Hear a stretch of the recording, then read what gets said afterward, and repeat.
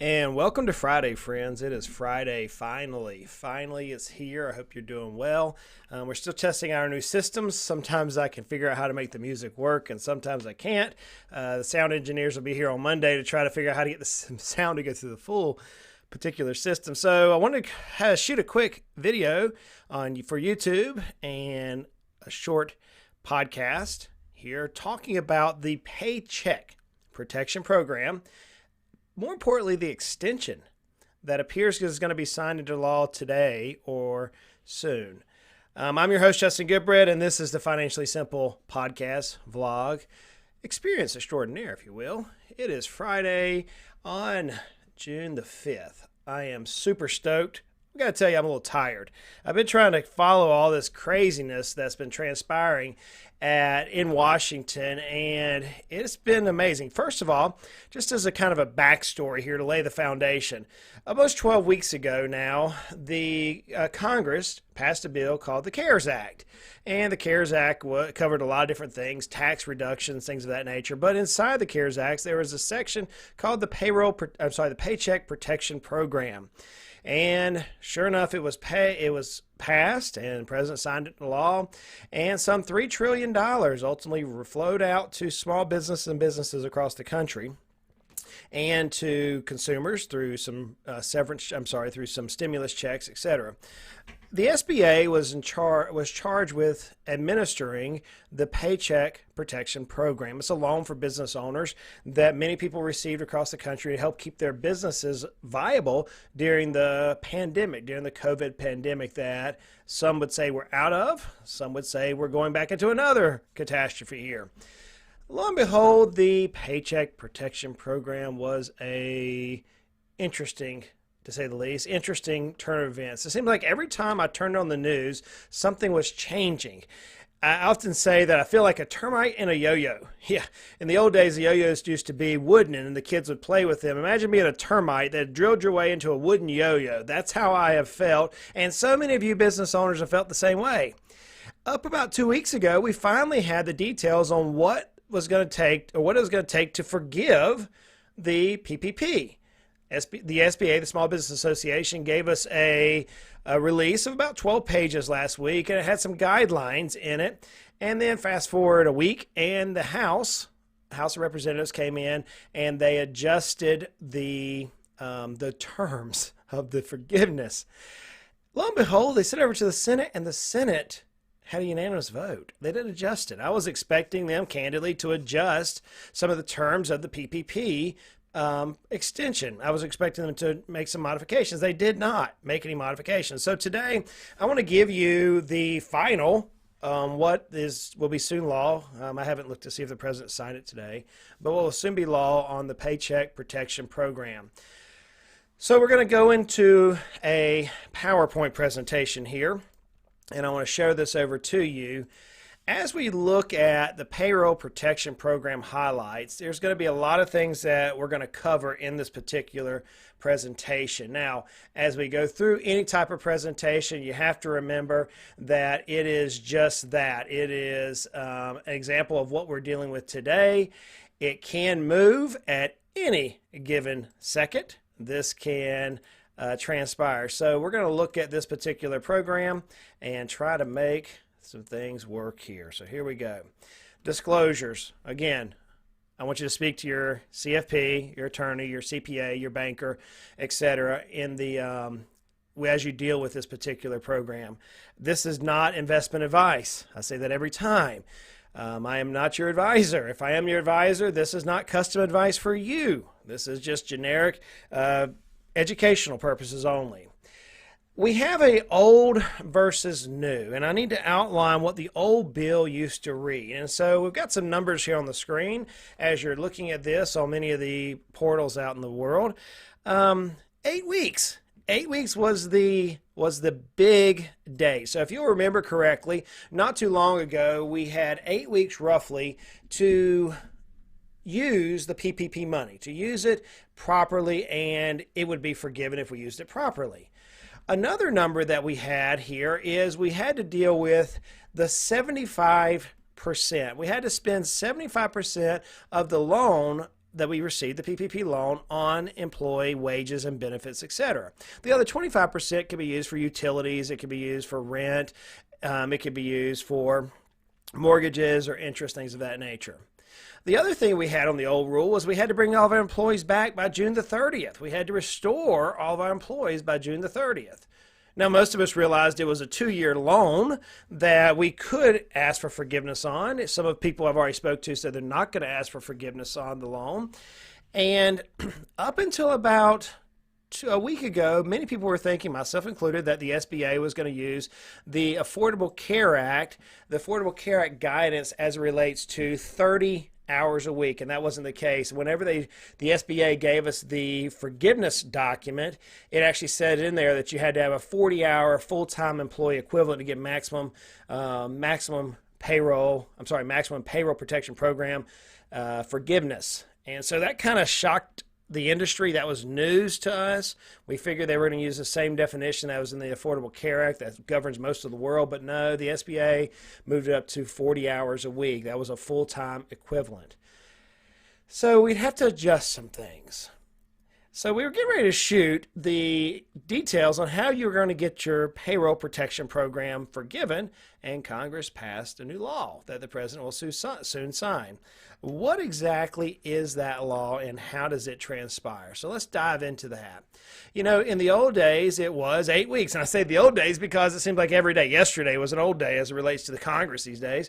So it used to be 8 weeks. Now in this new bill that was signed by both House and the Senate, we now have 24 weeks to use the money for our businesses. Well, why is that? Well, COVID lasted a little bit longer than they originally expected, and people are having a hard time getting employees to come back in certain parts of the country. There's several businesses which are devastated. I mean, think about the hospitality industry.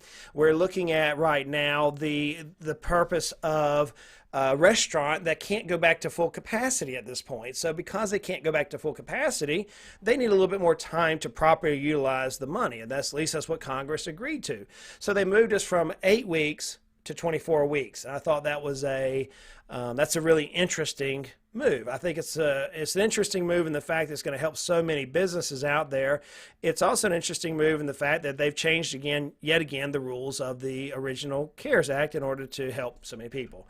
Do I like it? I have mixed emotions on that particular move. It actually moves us out 6 months if you think about it. There's 52 weeks in a year. There's 27 pay periods if you're going to do it bi-monthly or bi-weekly.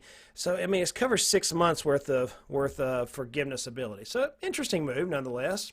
Another thing they did to us in this particular new extension is they reduced the 75% number here. As you can see on my screen, 75% of the loan had to go to payroll.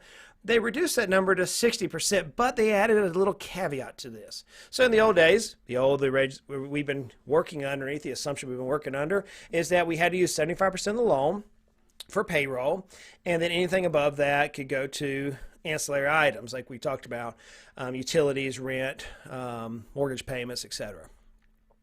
But now the rule says if you're going to receive forgiveness, you must spend 60% of the loan on payroll. Let's say, well, Justin, I'm in a really funky business and I'm only planning on spending about 50% of it for payroll. Then you will not get any of it forgiven. They've changed it. They actually added a cliff, almost like in a 401k, we have a cliff vesting schedule. They almost did this in this particular bill. Now, several of the senators argued in the fact that the SBA is going to have to give us some better guidance on this, and that just tells me that we're going to have a little bit more movement coming up in the particulars of this cliff version. So my challenge to you is this. Most of the businesses out there are going to be able to spend the majority of the money, 60% of the loans, for payroll. Most people will be able to do that. You say, well, Justin, we're not exactly sure because of the type of business that we're in, especially maybe if you're in the hospitality business, things of that nature, which is still having a lot of regulation placed on it.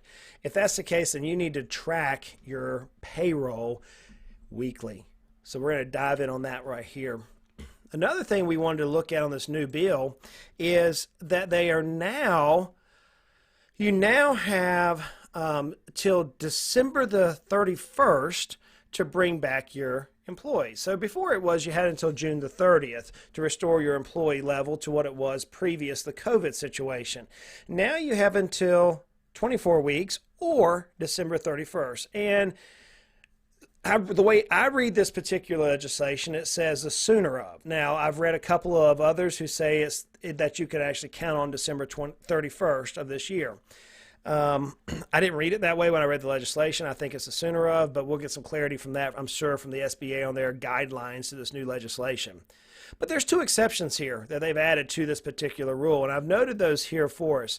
If you can't find an employee, I just abbreviated and said there are no employees available. If you can't find an employee, then so be it. Or if you're unable to restore operations due to operation restrictions, there are some limitations. Well, you saw me click on the button there. One of the cool things that I think is vital for us is they moved the loan from a 2-year loan up to a 5-year loan. They've moved the loan terms up to 60 months. Well, why does that matter? Why does it matter that we moved it from a 2-year loan to a 5-year loan? Well, in the position that, I hear many business owners find themselves in the position where they're saying, you know what, Justin, I really don't want to ask for forgiveness. Well, why would you, well, that makes no sense. In some businesses, it can have adverse effect, and we're going to talk about this a little bit more, but if you remember, I shot a video on the dangers of the PPP loan and the fact that the money that we are going to use for payroll, etc., is going to create a non-deductible expense. So if we had any income come in during that time period, we're going to basically have phantom income, and we can end up with a larger tax bill next year. In fact, now with these new rules, it appears we are going to have some significant phantom income next year. If that's the case, you may find yourself in a position where you're not going to want to get forgiveness on the loan. Well, Justin, that makes no sense. Some people have a position they want to stand on values or ethics or their particular convictions more so than the number side. So that would allow them to repay the money over a 5-year period at a 1% interest rate. That's not a bad term by any means. A lot of the cars, when you buy new cars, you can get 0 or 1% interest rates. And so 1% is not bad for a business loan, considering most of the times it's 4, 5, 6, 7% on any type of term of 5 years. So the 5-year term to me gives us some flexibility in our movements, and I really like that particular position. Now, there's a couple of other moves here that they put in place. One is that you can delay payment of your payroll taxes. Well, Justin, I thought we could do that. No, actually, in the CARES Act, if you received the PPP funding, you were not going to be able to delay your payroll taxes. Well, now what they've done is they've gone in and said, yes, you're going to be able to get both of those. If you think that that you need that money, basically a double dip, if you need the money to help you get through this, you can push your payroll taxes out and not pay them immediately upon payroll. I think that's an interesting move, especially for some of the hospitality industries. There's also some medical businesses right now that are still suffering because of the restrictions placed on them. We work with a ton of entrepreneur doctors, dentists. I always say that, and my dentist friends are like, Justin, we're doctors too. We work with a ton of medical doctors who are entrepreneurs and dentists and chiropractors, and they just can't get the amount of flow through their business that they had because of some of the restrictions and the regulations they're not having to comply with. And I understand. I actually went and saw my dentist this morning. I got my teeth all pearly whitened up, and I was noticing the amount of time that they had to have to move from one particular movement to the next. I thought that was extremely interesting in that avenue. So I like the fact that they can delay the payment of the payroll taxes. So that to me is a fun one. Now, whenever we look at some additional things here, there's one caveat that I think we got to be aware of, and that is the 40-hour FTE. This is still an 800-pound gorilla. You say, well, Justin, I can get the full amount of money now completely paid into payroll over the 24 weeks. Giddy up. That makes me happy. However, you need to be aware that according to the last Payroll Protection Forgiveness Policy, the SBA was looking at a position of 40-hour work weeks. They were not taking a 30-hour work week. You know, there's a lot of businesses out there that work employees on a 30 to 36-hour work week. That's not uncommon. And if that's you, then that is not the calculation that was in the previous Payroll Protection Program forgiveness calculator that the SBA gave us 2 weeks ago. It actually did have a calculation in there showing that a 40-hour work week was a complete FTE. So you need to be aware of that. You could use 100% of the money to pay payroll and still not have it completely forgiven. There is a caveat there. This is why it's so vital this year to have professionals in your corner. If you're going to DIY it, friends, it could get really complicated very fast for you.